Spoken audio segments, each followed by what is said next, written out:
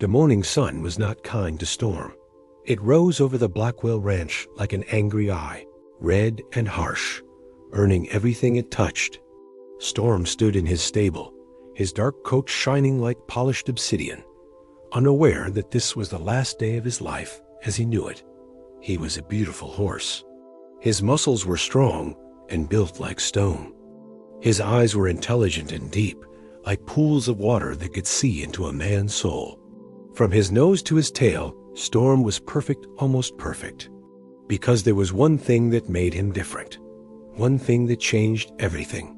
His left front leg did not work the way it should. 3 years ago, Storm had fallen from a high cliff during a wild storm. The fall had broken something deep inside his leg. The bones healed, the wound closed, but something remained broken forever. Now, when Storm walked, he limped. When he ran, he moved like a dancer with one broken foot. It was not painful anymore, but it was there a mark that said he was not whole. The wealthy rancher who owned Blackwell Ranch did not care about past glory. He did not care about Storm's beautiful eyes or his strong heart. He only cared about one thing: money. And a broken horse could not make money. Storm's owner was a man named Thaddeus Blackwell. He was old and mean, with a face that looked like it had been carved from rock. He had no kindness in his heart, no softness in his voice.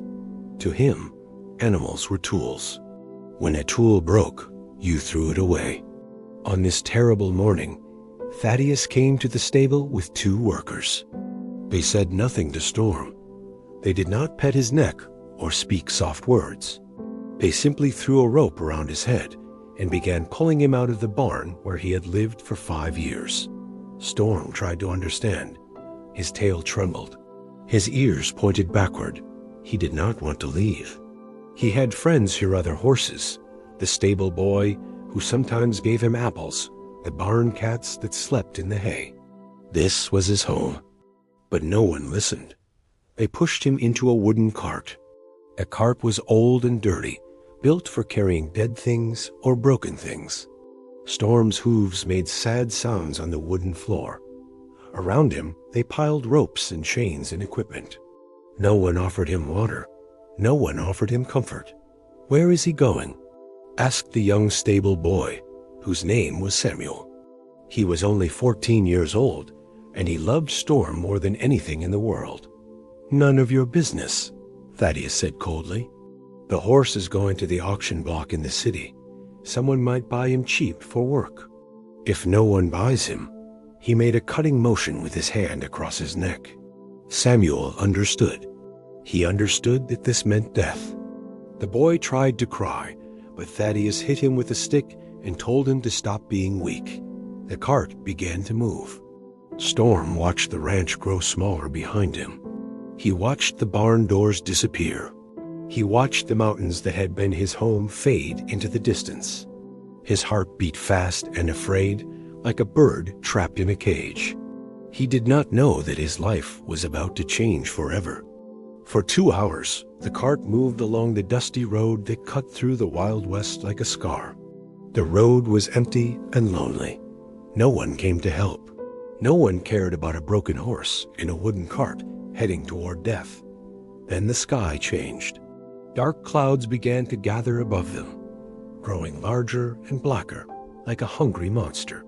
The wind started to blow, pulling dust off the road and throwing it into the air.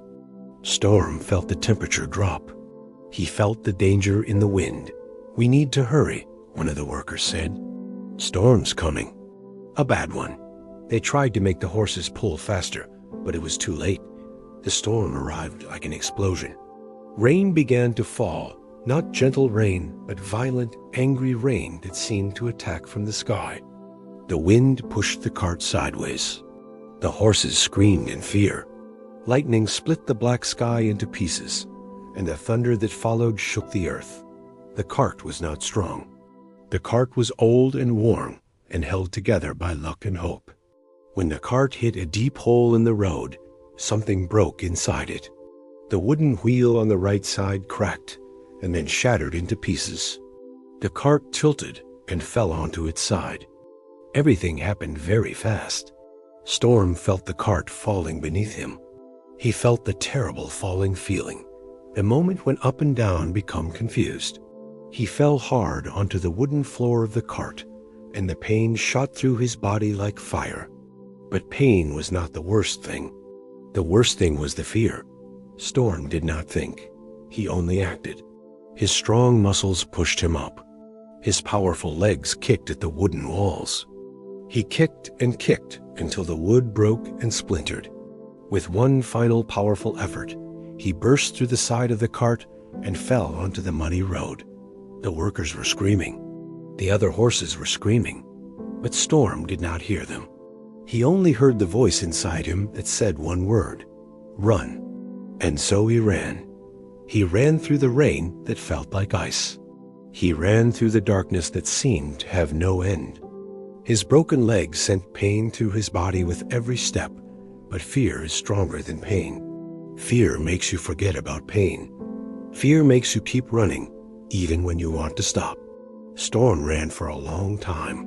He ran until the sound of the storm grew smaller behind him. He ran until his breath came in ragged gasps that felt like fire in his lungs. He ran until his muscles burned and his broken leg screamed for mercy. Finally, when he could run no more, Storm collapsed on the soft ground near some trees. He fell onto his side, his body shaking, his breath coming in desperate gulps. The rain continued to fall on him, washing the dust from his coat, washing away the marks of the cart, washing away everything. He lay there in the darkness, alone and afraid, not knowing where he was or what would happen next. The storm raged around him, but inside the storm there was silence, the silence of a creature who had lost everything. But the night was not finished with Storm. When the rain finally stopped and the stars came out, a light appeared in the distance. It was a small light, like a candle burning in a window. It came closer and closer, and then a voice, an old voice, kind and gentle, spoke words that would change everything. Easy, boy, easy. I won't hurt you. And for the first time that day, Storm heard kindness. The old man's name was Jacob Miller, and he had not slept in 3 days. Not because he did not want to sleep, not because he was worried about money or cattle or the endless problems that came with owning a small farm in the middle of nowhere. He could not sleep because his body was eating itself from the inside. The sickness inside him did not sleep. It never slept. It worked day and night, slowly taking pieces of him, making him weaker and weaker. Jacob was 68 years old. He looked 80. His face was thin and lined like an old map. His hands shook when he tried to hold things. His breath came short and quick, like he was always climbing a hill. He had maybe 3 months left, maybe 4 if God was feeling generous. The doctor had been clear about that. He had no family, no wife, no children, no one who cared if he lived or died. His farm was small and poor, sitting alone at the edge of the desert where the world seemed to end. He had 12 cows, some chickens, and an old barn that needed more repair than he could give it. This was his life. This was all he had, and soon it would belong to the bank. That night, Jacob could not sleep again. His bones hurt. His chest hurt. His head hurt. So he did what he always did. He got up and walked outside to look at the stars. The stars were free. The stars did not hurt him. The stars just burned quietly in the darkness, and sometimes that was enough. The rain had stopped an hour ago, but the ground was still wet and muddy. The air smelled like wet earth and growing things. Jacob walked slowly, one hand pressed against his chest, the other holding a walking stick that had become his constant friend. He was about to turn back toward the house when he heard it. A sound, a breathing sound, heavy and desperate like something was dying. Jacob stopped. His old heart beat a little faster. Out here, far from town, there was danger in the darkness. There were wild animals. There were desperate men who would take what little you had. There were 1,000 ways to die alone. But Jacob had already decided he was not afraid of death anymore. Death was coming for him anyway. So he moved toward the sound. In the darkness, he almost stepped on the horse. Storm lay on the ground near some thick bushes, his body covered in mud and water. His eyes were open and wild with fear. His breath came in shaking gasps. His left front leg was extended in front of him, trembling. Jacob dropped to his knees beside the horse. Every movement sent pain through his old body, but he did not care. He had found something alive. He had found something that needed him. "Easy, boy. Easy," Jacob said, and his voice was soft like a mother's voice. "I won't hurt you. I won't hurt you." Storm's eyes moved toward the sound of the voice. His muscles were tight and ready to run, but something in that voice made him hesitate. Something in that voice sounded like it understood suffering. Jacob reached out his trembling hand and touched Storm's neck. The horse was shaking. His coat was cold and wet and covered with mud. Jacob could feel his heartbeat, fast and afraid and desperate. "I don't know where you came from, boy," Jacob whispered. "I don't know what happened to you, but I know what it feels like to be broken. I know what it feels like to be lost." For a long time, Jacob simply sat in the mud beside the horse, his hand on the horse's neck, speaking soft words that did not mean much, but meant everything. Slowly, very slowly, Storm's heartbeat began to slow down. The trembling became less violent. The wild look in his eyes began to fade, replaced by something else, something like understanding. "Come on," Jacob said finally. "Let's get you inside where it's warm." It took a long time to get Storm to his feet. The horse's legs were weak and shaky. His left front leg was especially bad, and when he put weight on it, pain shot through him. But Jacob was patient.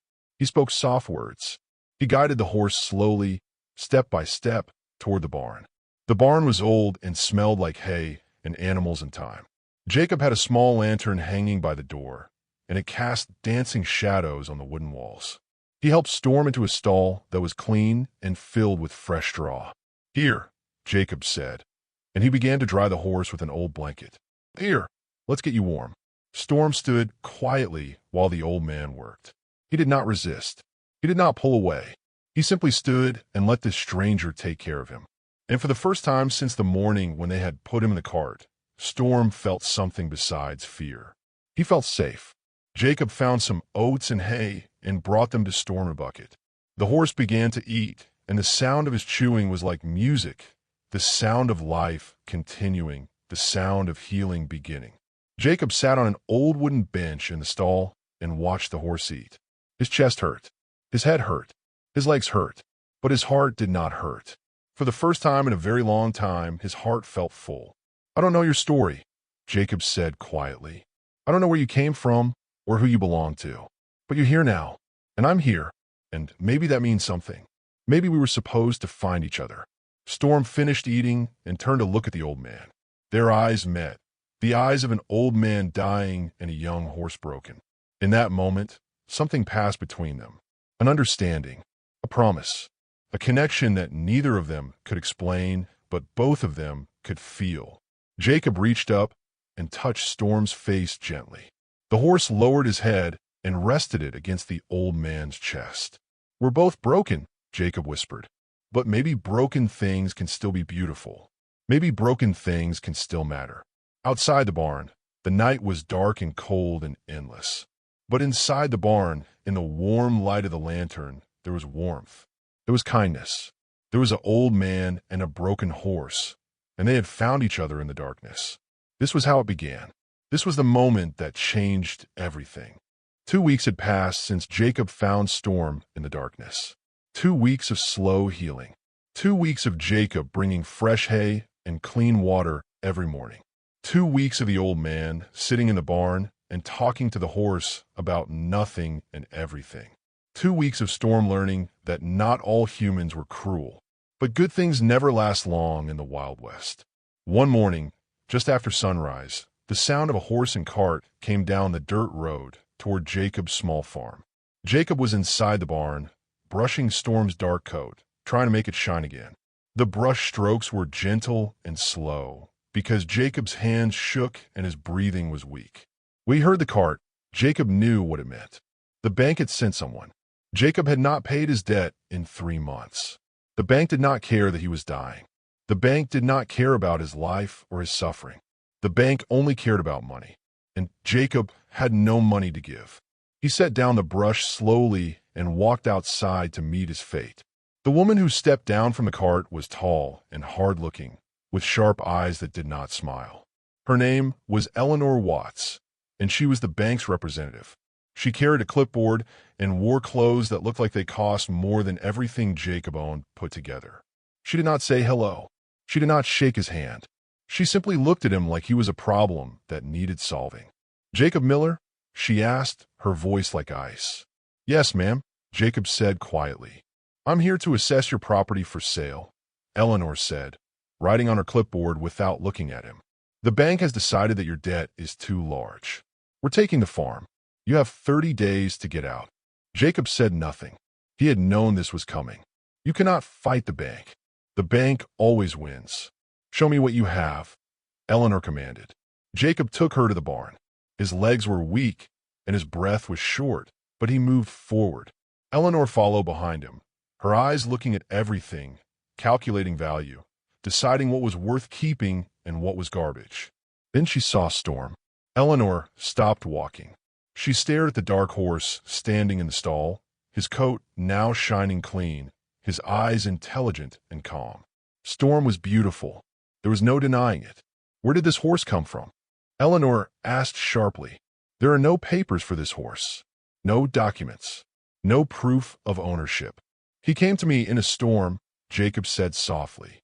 "He needed help." Eleanor's eyes narrowed. "This horse is valuable.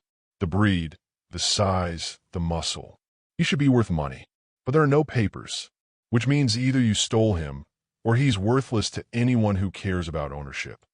"He's not worthless," Jacob said quietly. But Eleanor was not listening. She was already making decisions. She was already thinking about how to turn Storm into profit. "I'll take the horse," she said coldly. "He can earn his keep while I prepare the farm for sale. I'll put him to work." "No," Jacob said, and his voice was firmer now. "Please. He's still healing. He's gentle. He needs to work," Eleanor said. "That's what horses do. They work or they die. Those are the only choices in this world." Over the next 3 weeks, Eleanor stayed at the farm to manage the sale process. And every single day, she worked Storm harder and harder. She did not know about his broken leg. She did not know about his fear. She did not know that he had only just begun to trust humans again. She only knew that he was strong and young and could carry heavy loads. Eleanor would put a saddle on him and ride him for hours across the hard desert ground. She would whip him when he limped. She would make him pull heavy carts. She would not give him enough water or enough rest. She was trying to train him to be a worker, to be valuable, to be useful. And with every whip, with every harsh command, Storm began to break again. Jacob watched from his window, his heart breaking a little more each day. He wanted to stop her, but he was too weak. The sickness inside him was getting worse. Some days he could barely get out of bed. Some nights he thought he would not wake up in the morning. But Jacob could not stop Eleanor. No one could stop Eleanor. Eleanor was a broken woman too. Her husband had left her. Her business had failed. Her dreams had turned into dust. She had learned long ago that kindness was weakness. She had learned that the only way to survive was to be hard and cold and mean. So that is what she became. One afternoon, Eleanor came back from riding Storm and tied him to a post in the hot sun without water. His tongue hung out. His breathing was heavy. His broken leg was bleeding for where the saddle had rubbed it raw. Jacob watched from his window, and something inside him snapped. Despite his weakness, despite his pain, Jacob walked outside. He walked slowly, holding his side, breathing hard. When Eleanor saw him coming, she laughed. "Don't even try," she said. "This is my farm now. This horse is my property. There's nothing you can do about it." Jacob did not argue. He could not argue. Instead, he went to Storm. He brought water in a bucket. He untied the saddle and threw it on the ground. He began to wash the horse's wounds with a soft cloth, speaking words so quietly that Eleanor could not hear them. Eleanor watched with cold eyes, but she said nothing. She simply turned and walked away. That night, after Eleanor was asleep in the house, Jacob came to the barn. He brought his old diary, the diary he had been writing in for 50 years. He opened it to a blank page and began to write with shaking hands. "Storm came to me broken, like everything else in this world. But unlike everything else, he did not give up. He limps, but he runs. He falls, but he gets up. He loses his trust, but when someone is kind to him, he learns to trust again. That is courage. That is what I need to learn before I leave this world. He continued writing for a long time, page after page, story after story. Stories about watching a broken horse refuse to break completely. Stories about how love is stronger than cruelty. Stories about how even when everything is taken from you, you can still choose kindness. Jacob left the diary on the table, hoping that someday someone would read it. Someday someone would understand. Eleanor could not sleep. It was 3 o'clock in the morning, and she was sitting in Jacob's kitchen with a glass of whiskey in her hand. The glass was empty, but she did not remember drinking it. Outside the window, the desert was black and silent and endless. She was angry. She was always angry now. Her marriage had ended 5 years ago. Her business had failed 3 years ago.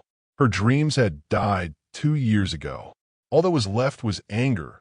Anger at the world, anger at men, anger at God, anger at herself most of all. So she drank whiskey at night. So she treated people badly. So she pushed horses too hard and cared about nothing. That was survival. That was how you lived in a world that did not care if you lived or died. Eleanor poured another glass of whiskey and stood up. She walked around Jacob's small house, looking at everything, calculating value. There was nothing here worth money, just old furniture and older memories. Then she saw it. On the table near the window, there was a leather-covered book, a diary. Eleanor should not have opened it. She knew she should not have opened it. But Eleanor did not care about should. She opened it anyway. The first pages were old, written many years ago in careful handwriting. Stories about cattle and weather and the slow passage of time. Eleanor turned the pages quickly, not interested in old history. Then she found the new pages. The handwriting was shaky now, written by a hand that trembled. But the words were clear and true. Jacob had written about Storm. Page after page after page, he had written about the horse. Eleanor began to read, and she could not stop reading. Today Storm would not eat. He is afraid. Eleanor rode him too hard yesterday. I saw the fear in his eyes when she brought the saddle. But when she left, I brought him carrots and apples and sat with him in silence. Slowly, he began to eat. Silence is better than words. Silence says, I understand your pain because I feel it too. Eleanor's hands trembled as she turned the pages. Storm limps on his left front leg. I do not know how he hurt it, but the pain is always there. Today, Eleanor whipped him because of the limp. She said he was lazy. She said broken things should not be kept. But I know the truth. Storm is not broken because he limps.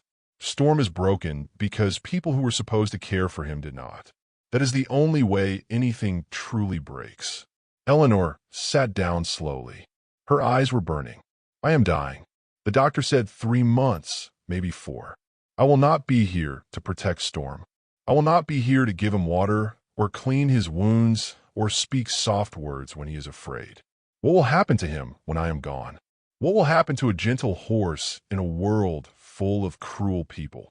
Eleanor turned another page. Her breath was shaking now. Eleanor is a cruel woman, but I think she was not always cruel. I think something in her life broke her. Cruelty is not born, it is made. It is made when people hurt you and you decide to become hard so it will not happen again. Eleanor has learned this lesson well, but she does not know that there is another way. She does not know that the only thing stronger than cruelty is kindness. Eleanor stood up suddenly. She threw the diary across the room, but she picked it up again. She had to read the last page. If you are reading this and you do not know who I am, please listen to what I am about to tell you. Storm is not just a horse. Storm is a teacher. He came to me broken, and he taught me that broken things can still be beautiful. He taught me that a limp does not make you worthless. He taught me that the weakest moment can become the strongest moment if you never give up trying to be kind. I leave Storm in this world to teach others what he taught me. If you are reading this and you have been cruel to him, please know that it is not too late to change. It is never too late. Storm will forgive you. Storm will teach you. All you have to do is stop and listen. Eleanor's hands were shaking so badly that she could not hold the diary anymore. It fell to the floor. She had been cruel to Storm. She had whipped him and worked him hard and made him suffer. Every day, for 3 weeks, she had made choices to hurt him. And the whole time, an old man was writing about kindness and love and forgiveness. Eleanor walked to the window and looked out at the darkness. She could not see the barn from here, but she knew Storm was out there, alone and hurt and waiting for someone to care. Something inside Eleanor broke open. Not the kind of breaking that makes you harder, but the kind of breaking that makes you softer. The kind of breaking that lets light come in. She found her boots and her coat, and she walked out into the cold night. The barn was dark, but Eleanor could see Storm's shape in the moonlight. She opened the gate slowly, carefully, not wanting to frighten him. Storm moved away from her, his broken leg trembling. "I know," Eleanor said. Her voice was different now. Her voice was soft. Her voice was breaking. "I know you are afraid of me. I know I have hurt you. I do not deserve your forgiveness." She sat down on the ground in the barn. She sat in the dust and the darkness and the cold, and she waited. For a long time, Storm would not come near her. But Eleanor was patient. She did not move. She did not speak. She simply sat and waited, like a person who had learned that silence is better than words. Slowly, very slowly, Storm began to walk toward her. He was still afraid. His muscles were still tense. But something made him come forward. Something made him trust. When Storm was close enough, Eleanor reached out her hand. Storm sniffed her hand with his warm nose. She felt his breath on her skin, and she began to cry. Not angry tears, not hard tears, but real tears that came from a broken heart learning to open again. "I am sorry," Eleanor whispered. "I am so sorry." She placed her head against Storm's neck, and the horse stood still. He let her cry. He let her grieve. He let her begin to heal. Eleanor did not know that Jacob was watching from his window. She did not know that the old man was smiling, knowing that his plan had worked, that the diary had worked, that kindness was stronger than cruelty after all. In the darkness of the barn, a woman and a broken horse began a new story together, a story of healing, of forgiveness, and of learning that sometimes the greatest strength is admitting you are wrong. Jacob died on a Tuesday morning when the sun was rising. Eleanor was with him. She held his hand while his breathing became slower and slower. She did not let go.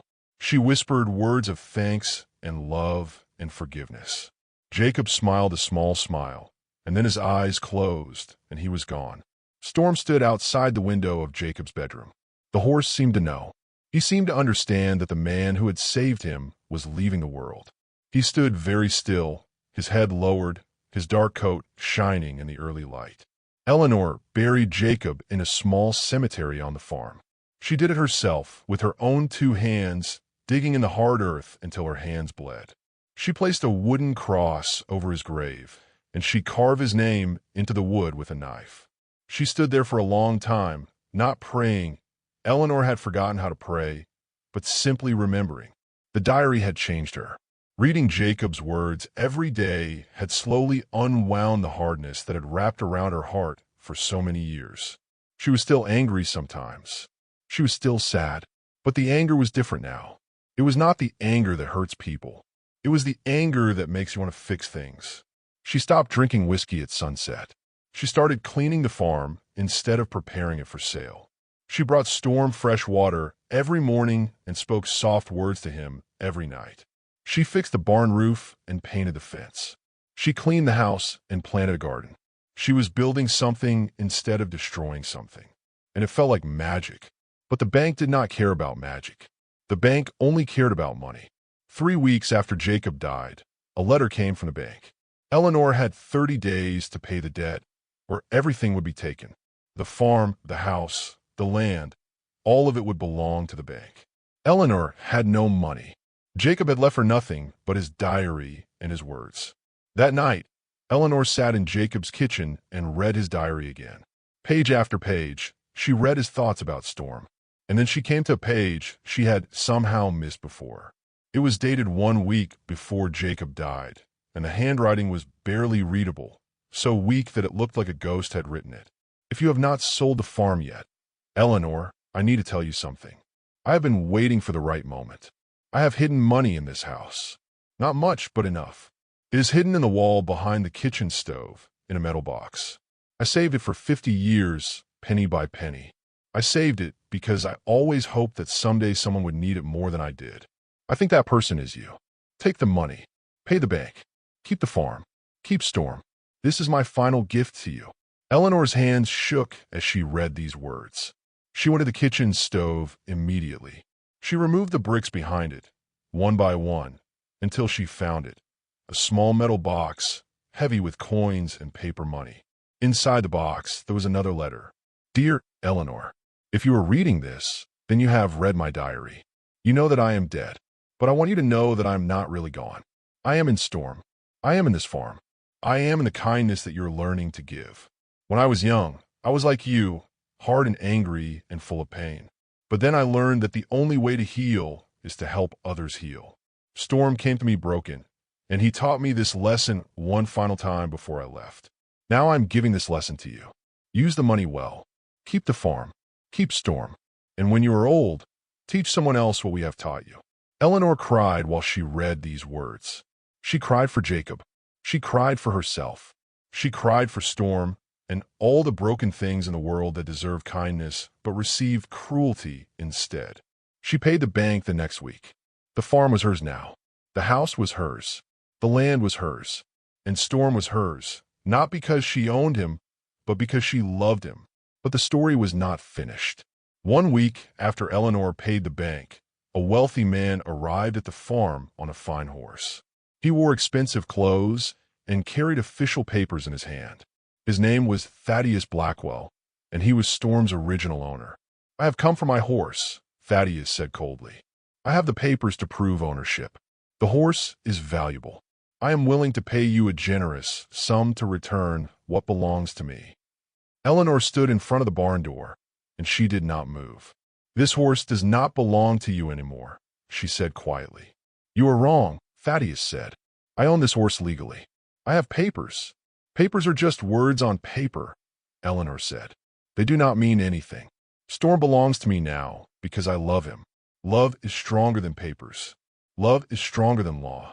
Love is the only thing that matters. Thaddeus was shocked. He was not used to people refusing him. He was not used to people caring about anything except money. I can give you a lot of money, he said. No, Eleanor said. You cannot have him. Thaddeus tried to argue. He tried to threaten her with lawyers and courts. But Eleanor did not move. She stood in front of the barn door like a rock, like a wall, like a woman who had learned what was worth fighting for. Finally, Thaddeus gave up. He turned his horse around and rode away, angry and frustrated. But he was just one man. Eleanor was a woman who had nothing left to lose, and that made her stronger than anyone. Storm was hers. The farm was hers. The life she was building was hers. In the months that followed, Eleanor continued to heal. She stopped being angry at the world. She started being grateful for what she had. She stopped drinking.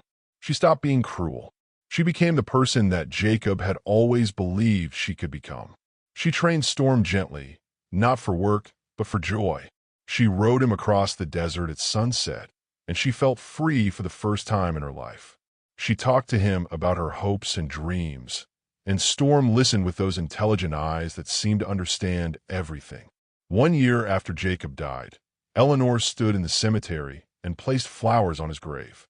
Storm stood beside her, his broken leg no longer visible, his beauty restored by kindness and care. Thank you, Eleanor whispered to Jacob's grave. Thank you for believing in me. Thank you for believing in Storm. Thank you for showing me that broken things can become beautiful again. The wind blew across the desert, carrying dust and seeds and hope. Eleanor looked at Storm, and Storm looked at Eleanor. And in that moment, they both understood the greatest truth, that they had saved each other, that they had taught each other how to live again, that a rejected horse and a broken woman had found their way to redemption together. In the Wild West, where stories are written in dust and silence, where hardship teaches cruelty and kindness is rare, sometimes two lost souls find each other in the darkness. And sometimes That is enough to change everything. Storm had come to Eleanor broken, and he had made her whole. Eleanor had come to Storm broken, and she had made him whole. And Jacob, old Jacob with his diary and his wisdom, had taught them both the most important lesson of all, that even the weakest moment can become legendary when it is filled with love. The end.